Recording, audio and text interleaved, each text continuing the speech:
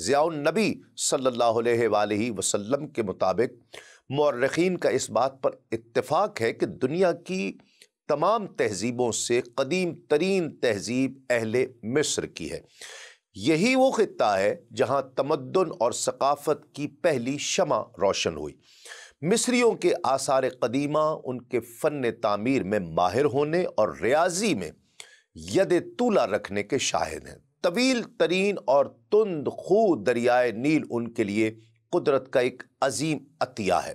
جس کھیت میں اس کا پانی پہنچ جاتا وہ فصلیں یوں سمجھیے کہ لہلہانے لگتی اور اس کی سرسبزی اور شادابی دیکھ کر دلوں کو مسرت اور آنکھوں کو تازگی نصیب ہوا کرتی۔ اس کے پانی کی تاثیر گویا ایسی ہے کہ کسی صحرا کے ٹکڑے کو ہموار کرنے کے بعد اسے نیل کے پانی سے سیراب کر دیا جائے تو قلیل وقت میں ہی وہ ٹکڑا دنیا کے بہترین زرخیز میدانوں سے بھی سبقت لے جائے گا۔ ناظرین کرام، اہل مصر کے معبدوں کی عمارتیں جن میں سے کئی سینکڑوں برسوں کے بعد بھی اپنی اصلی صورت میں موجود ہیں، اپنے بنانے والوں کی فن تعمیر میں مہارت کاملہ پر گواہی دے رہی ہیں۔ وہ حکیمانہ اقوال جو اس زمانے سے منقول ہیں ان کی حکمت اور دانائی کی غمازی کر رہے ہیں۔ ایک دو کا تذکرہ کرتے ہیں کہ اگر تم خوشحالی میں خوش خصائل پائے جاؤ تو جب حالات ناگفتبا ہو جائیں تم ان کو برداشت کرنے کے قابل پائے جاؤ گے۔ دوسرا ایک قول ہے کہ تمہارا دل تو سمندر کی طرح علم و دانائی سے لبریز ہونا چاہیے لیکن تمہاری زبان تمہارے قابو میں ہونی چاہیے۔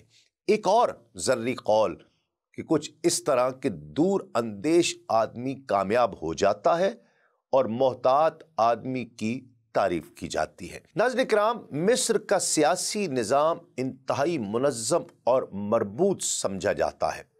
تاریخ میں موجود ہے کہ قدیم مصر میں بادشاہ یا فرعون کو الہ یعنی معبود تصور کیا جاتا تھا اور اسی طرح اس کے لیے آداب پرستش بجا کر جاتے تھے۔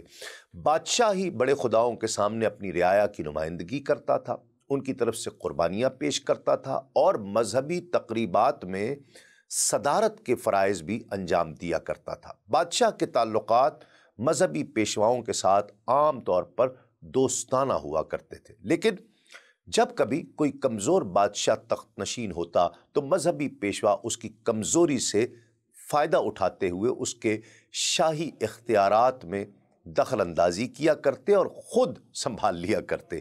ایرانیوں کی طرح قدیم مصر میں بھی بادشاہ کے متعلق یہی عقیدہ تھا کہ یہ خدائی خاندان کا ایک فرد ہے اور خود خدا نے ہی اس کو یہ حکومت اور سلطنت بخشی ہے۔ اس طرح رعایا کے دلوں میں اس کی ہیبت اور رعب قائم ہوتا تھا اور اس کے خلاف بغاوت کرنے کے بارے میں کوئی سوچ بھی نہیں سکتا تھا، کیونکہ یہ بغاوت بادشاہ کے خلاف نہیں تھی بلکہ ان کے نزدیک اس خدا کے خلاف تھی جس نے اس کو تخت سلطانی پر متمکن کیا تھا۔ اس لیے اگرچہ مشورے کے لیے علماء اور فضلاء اور سن رسیدہ تجربہ کار لوگوں کی ایک مجلس مشاورت موجود ہوتی تھی، لیکن بادشاہ ان کے مشورے اور فیصلے کا پابند نہیں ہوا کرتا تھا۔ بادشاہ کے برعکس اس کا نائب یعنی وزیر اعظم ایک انسان ہی تصور ہوتا تھا، اسے انسان سمجھا جاتا تھا۔ قدیم دور میں مصر دو حصوں میں منقسم تھا، ایک مصر بالا اور ایک مصر زیری۔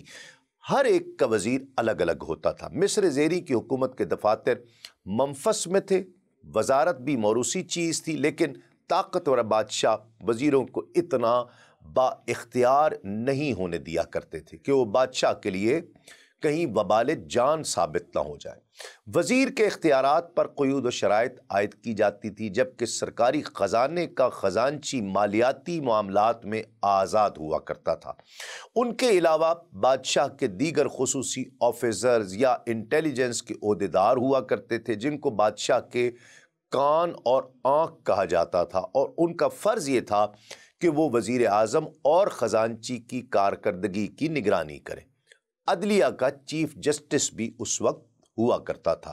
ناظرین کرام، اب ذکر کرتے ہیں اہل مصر کے مذہبی عقائد کی۔ تاریخی روایات بیان کرتی ہیں کہ ابتدا میں مصر میں ہر قبیلے کا الگ خدا ہوتا تھا اور ہر قبیلہ صرف اپنے ہی خدا کی پوجا کیا کرتا تھا، کسی دوسرے قبیلے کے خدا کو پہلے قبیلے والے اپنا خدا تسلیم نہیں کرتے تھے۔ اس طرح ایک محدود قسم کی توحید کا ان کے یہاں تصور پایا جاتا تھا۔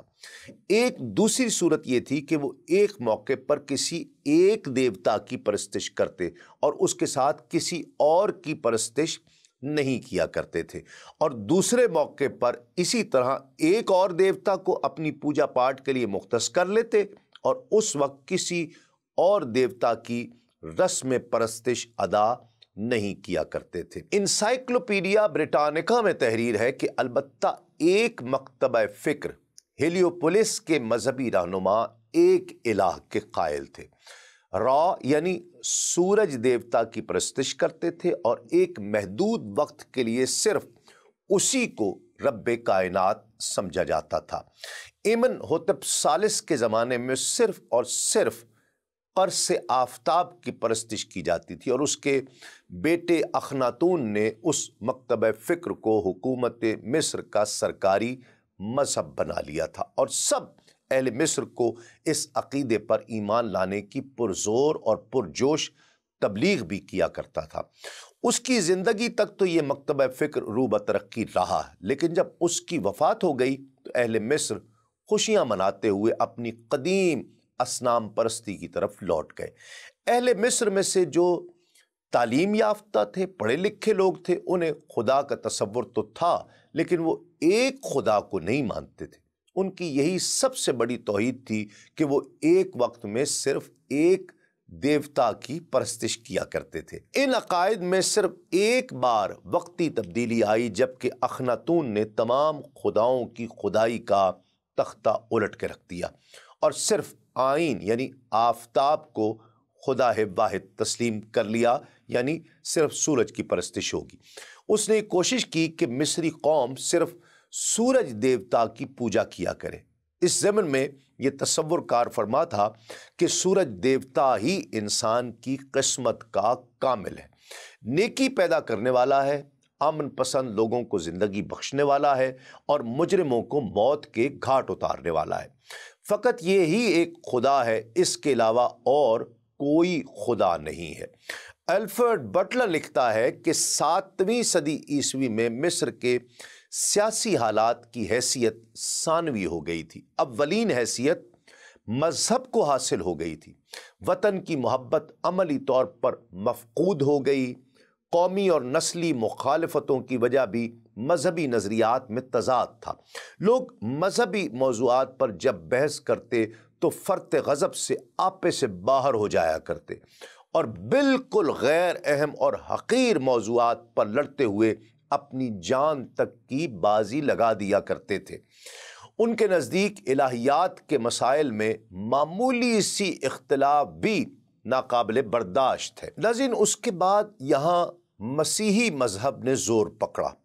علامہ ابو العباس احمد کہتے ہیں کہ الفریڈ بٹلر لکھتا ہے کہ ایرانیوں نے مصر میں فتح کے بعد بے شمار عیسائیوں کو موت کے گھاٹ اتار دیا اور ان میں سے بے شمار لوگوں کو جنگی قیدی بھی بنا لیا۔ ان کے بہت سے گرجوں کو کھنڈرات میں تبدیل کر دیا۔ یہودیوں نے عیسائیوں کے اس قتل عام اور گرجوں کے انہدام میں ایرانیوں کی مدد کی۔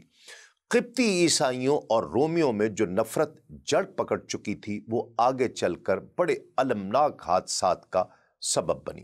رومیوں نے بابل کے بہت سے قبطیوں کو گرفتار کر کے قید خانے میں ڈال دیا تھا۔ اس کی وجہ یا تو یہ تھی کہ رومیوں کے اصرار کے باوجود انہوں نے اپنے عقیدے سے دستبردار ہونا منظور نہیں کیا، یا انہیں یہ اندیشہ تھا کہ یہ قبطی ہمارے ساتھ بے وفائی کریں گے۔ ایسٹر کے دن انہوں نے ان قیدیوں کو جیل سے نکالا اور اپنے سپاہیوں کو حکم دیا کہ وہ ان قیدی قبطیوں کے ہاتھ کاٹ دیں، کیونکہ اس فروئی اختلاف کے باعث رومی قبطیوں کو بت پرستوں سے بھی زیادہ غلیظ اور پلید سمجھتے تھے۔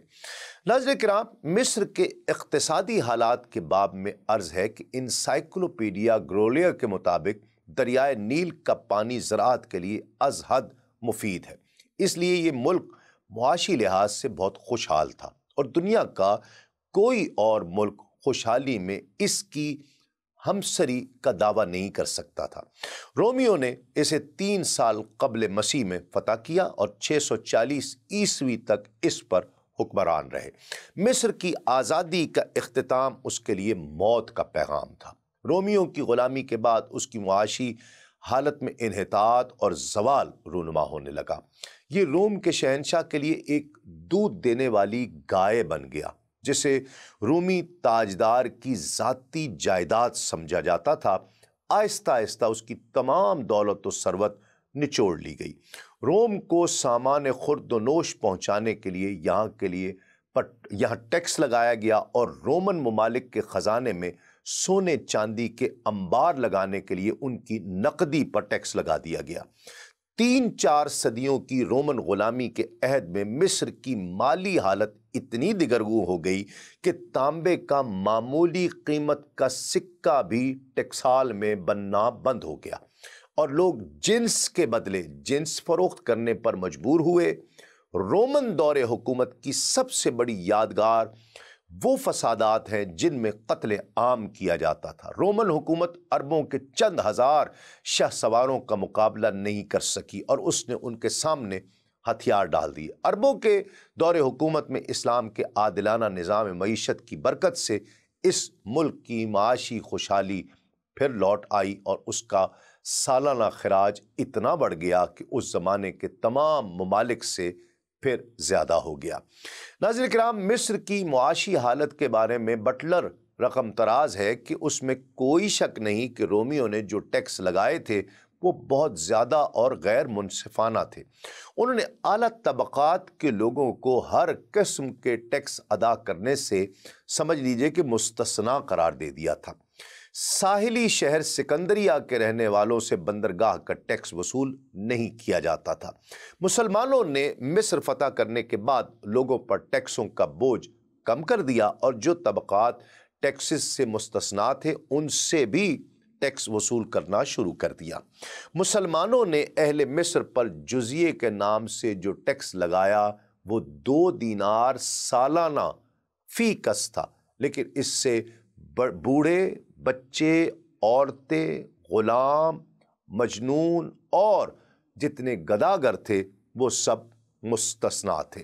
معروف historian history of the world کے مصنفین لکھتے ہیں کہ مصر اپنے حیران کن قدرتی وسائل، جفاکش اور محنتی باشندوں کے باعث عرصہ دراز سے رومی مملکت کا ایک بڑا قیمتی صوبہ تھا۔ وہ اپنی آمدن کا بہت بڑا حصہ شاہی خزانے کی نظر کیا کرتا تھا۔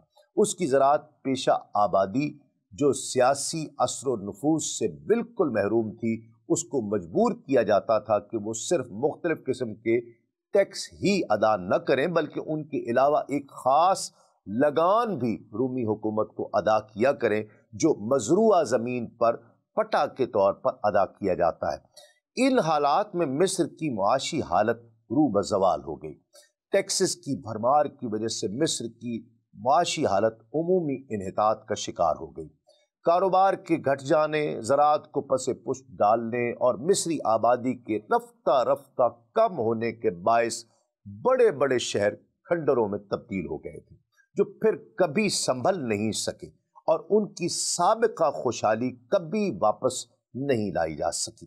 ناظرین کرام، مشہور مورخ اور سیاح ہیروڈوٹس کے مطابق مصری معاشرے میں سب سے اعلیٰ طبقہ مذہبی پیشواؤں اور امراء کا شمار کیا جاتا تھا، جو تعداد میں تو بہت کم تھے لیکن اختیارات اور اثر و نفوذ میں ان کا کوئی مقابلہ نہیں کر سکتا تھا۔ ان کے نیچے محنت و مشقت کرنے والے لاکھوں کسان تھے۔ زمین اصلاً فرعون کی ملکیت مانی جاتی تھی۔ عمرانی نظام میں یہ اصول مسلم تھا کہ ہر شخص اوپر سے آئے ہر حکم کی پابندی کرے گا، صرف سیاسی اعتبار سے ہی نہیں بلکہ وہ اسے ایک مذہبی فریضہ سمجھ کر اس حکم کی تعمیل کرے گا۔ جو کام کسی کے سپرد کیا جائے اور جہاں کسی کو متعین کر دیا جائے اسے وفاداری سے اپنے فرض کو وہاں بجا لانا ہے۔ ناظرین کرام، قدیم مصر کا معاشرہ مطلق العنانی پر مبنی تھا، یونانی بطلیموسیوں کا دور آیا تو ان کی ماتحت مصری سلطنت نے ایک سرمایہ دار حکومت کی شکل اختیار کر لی، جس میں تمام اقتصادی سرگرمیاں حکومت کی تجاویز کے مطابق عمل میں آیا کرتی تھی۔ ناظرین کرام، عہد قدیم میں مصری بادشاہ اپنی بہن کے ساتھ شادی کر لیا کرتا، اور بسا اوقات تو اندازہ کیجئے کہ اپنی بیٹی کو اپنی بیوی بنا لیا کرتا تھا، اور اس کی نام نہاد وجہ وہ یہ بیان اپنے طور پر کیا کرتے تھے کہ وہ شاہی خاندان کے خون کو بیرونی عناصر کے خون کی آلودگی سے پاک رکھنا چاہتے ہیں۔ بادشاہوں کی یہ عادت ان کے شاہی محلات تک ہی محدود نہیں رہی تھی، بلکہ ان کی رعایا میں بھی اس قبیح فعل کو قبول عام حاصل ہو گیا تھا، یہاں تک کہ دوسری صدی عیسوی میں ارسینوئی کے 2/3 باشندے اس طریقہ کار پر عمل پیرا ہو گئے۔ ول ڈیورانٹ لکھتا ہے کہ عورت کو مرد پر اس زمانے میں غلبہ حاصل تھا۔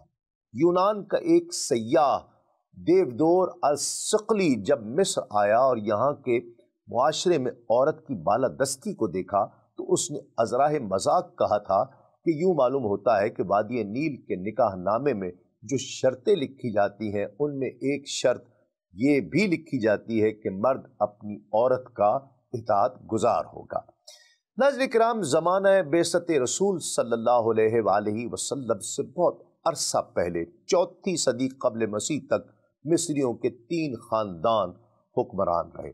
پھر مصر پر سکندر اعظم نے قبضہ کر لیا اور بطلیموسیوں کا یونانی شاہی خاندان مصر پر حکومت کرتا رہا، یہاں تک کہ شاہ اینتھونی اور ملکہ کلیوپیٹرا نے شکست کھائی 30 قبل مسیح سے 640 عیسوی تک، یعنی مسلمانوں کی فتح مصر تک مصر رومیوں کے زیر نگین ہی رہا۔ نائسٹس نے 699 عیسوی میں جب سکندریہ پر قبضہ کیا تو اس نے وہاں کے اسقف اعظم کو، یعنی جو ان کا مین بڑا پادری تھا جو مالکلبیہ فرقہ سے تعلق رکھتا تھا، اسے قتل کر دیا۔